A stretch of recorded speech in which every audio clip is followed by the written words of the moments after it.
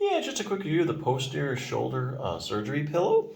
Um, so why would you want to buy something like this? Well, there's a couple of reasons. The first one is if you've had surgery, of course, and that's because when you have surgery on your shoulder, you're not really going to be able to sleep on, the side that you had surgery on.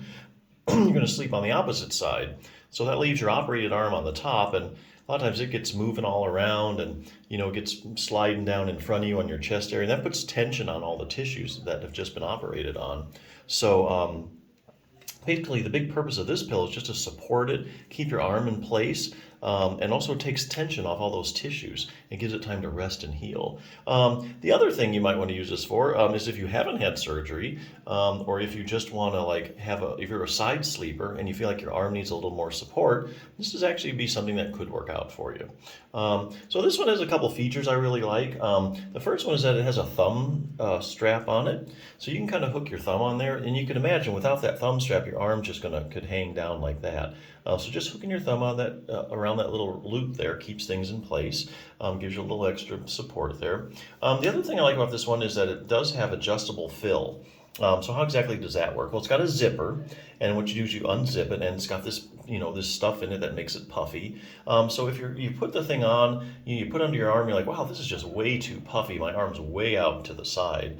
Especially if you're like a smaller frame person, this may just be too big for you. So what you do is you actually take this stuffing out, you take some of that fill out, and to get it just right. The other thing you could do, however, if you need more abduction, or that's bringing your arm out to your side, you can actually add more stuff to it. And fill is really cheap. You can get it at places like usually in the sewing sections of most retail stores. You can get it, and you can just put it in there and plump it up as much as you want to. So yeah, if you're looking for basically just shoulder support for whatever reason, I think this is a good choice, especially after something like rotator cuff surgery. Now, if you have had rotator cuff surgery or you're struggling with a rotator cuff problem, this is actually one resource I do want to bring up, because there just aren't that many good rotator cuff books out there. But this one's totally evidence-based. The 6-Minute Torn Rotator Cuff Solution. It says for seniors. This is really anybody. And even if you're a pitcher, you're a high-level athlete, the program is pretty sound in this book.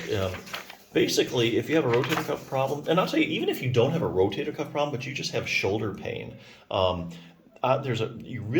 step one, you really need to make sure that you have a strong rotator cuff. And I'll tell you why. The shoulder is a very shallow ball and socket joint, and it depends heavily on the muscles to support it. Now that's unlike something like your hip, which is also a ball and socket joint, but it's a very deep ball and socket joint. Shoulder's not like that. It's really shallow, so that ball can really, move around a little bit. It's not as firmly in place with just bony support like your hip. It depends heavily on muscles. So of all the muscles that really support and stabilize, the big stabilizer of your shoulder joint, what do you think it is? It's the rotator cuff. So that's why virtually just about every shoulder problem, maybe frozen shoulder might be a little different because you have the opposite problem, immobility. But for most shoulder problems, let's say you have tendonitis or bursitis or you have shoulder arthritis. The benefit to strengthening your rotator cuff is you have very firm stability. That ball and socket is really deeply in place, and so it can't move around excessively, and that means less irritation. So the more firm that your ball sits in the socket, the less excessive motion, the less irritation of the joint. And that means anything like tendonitis doesn't get aggravated as much.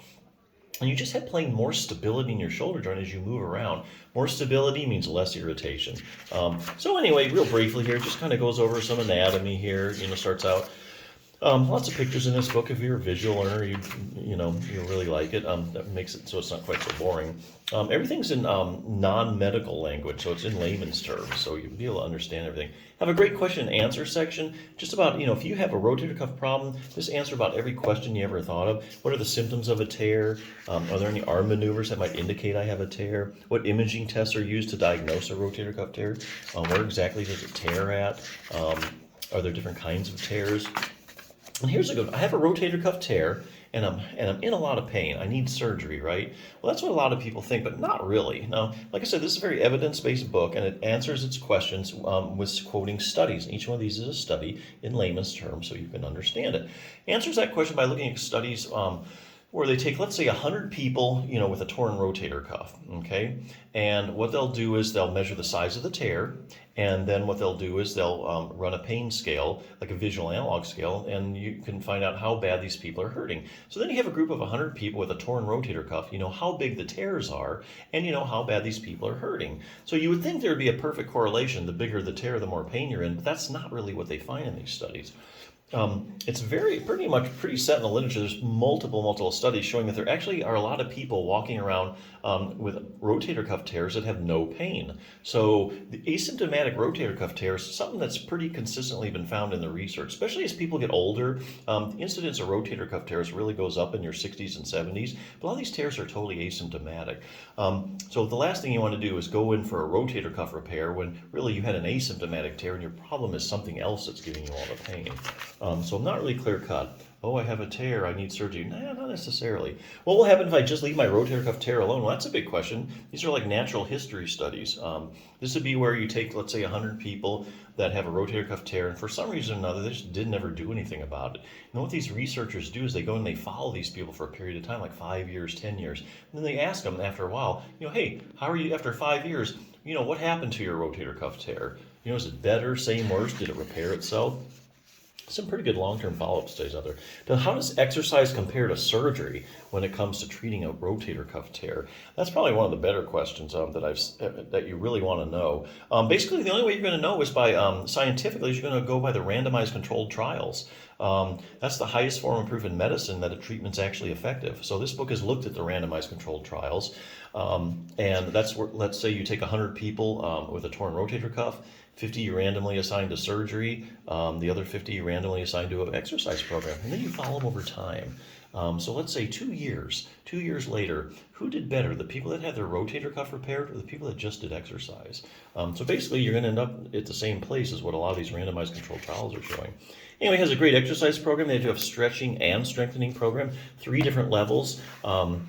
Beginning, intermediate, advanced, and honestly, it'll really take you probably less than 5 minutes a day to do this program. So if you need a good rotator cuff strengthening or you're struggling with a rotator cuff problem, good resource. But hey, if you just have shoulder irritation, whether it's surgery or you're a side sleeper, I think this is a good pill to check out. So there you go.